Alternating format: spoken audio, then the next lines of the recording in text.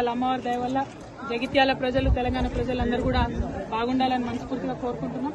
TRS హయాంలో ఎప్పుడైనా కూడా ఆధ్యాత్మికతకు ప్రాధాన్యతనిస్తూ అన్ని రకాల కార్యక్రమాలు చేసే ప్రయత్నం చేసినాం. అందులో భాగంగా మా బీఆర్ఎస్ పార్టీ ఎంపీ అయినటువంటి దామోదర్ రావు గారు 90 లక్షల రూపాయలు నవదుర్గ సేవా సమితికి విరాళంగా మన ఎంపీ లాడ్స్ నుంచి ఇవ్వడం జరిగింది. అట్లానే మా తొలి చైర్మన్ గారు దావా వసంత గారు కూడా వారి ఫండ్స్ నుంచి వారు ఉన్నప్పుడు ఒక 10 లక్షల రూపాయలు పెట్టడం జరిగింది.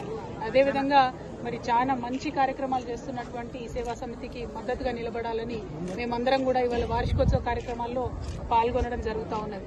మరి ఇదంతా సందర్భం ఒకటి జరుగుతూ ఉంటే రాష్ట్రంలో ఇవాళ మరి రైతన్నలంతా కూడా ఎదురు చూస్తున్నారు. ఎప్పుడెప్పుడు మాకు రైతు భరోసా వస్తుందని ఎదురు చూస్తున్నారు.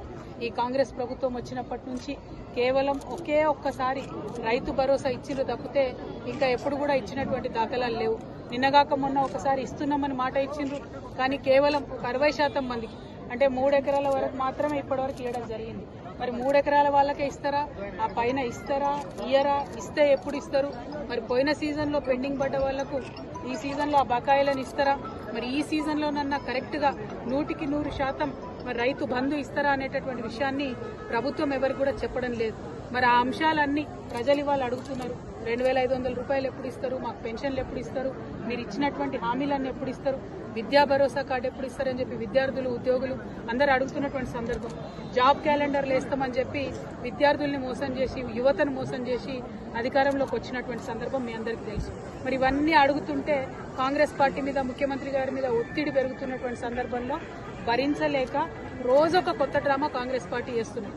ఒకసారి కేసీఆర్ గారికి కాళేశ్వరం మీద నోటీసు, ఇంకొక రోజు హరీష్ రావు గారికి నోటీసు, ఇంకొక రోజు ఇంకొక సీనియర్ నాయకుడికి నోటీసు. ఇవాళ మరి కేటీఆర్ గారికి మరి నాకు తెలిసి ఇది 5వ 6వ నోటీసు ఇవ్వడం, ఒకటి నోటీసులు ఇచ్చిన ప్రతిసారి ప్రతి ఒక్కరు ఏదో ఒకటి మాట్లాడి మొత్తానికి ప్రజా సమస్యల నుంచి దృష్టి మరల్చాలే, వాళ్ళు పబ్బం గడుపుకోవాలని చూస్తున్నటువంటి సందర్భాన్ని మనం గమనిస్తున్నాం. నేను ఈ వైఖరి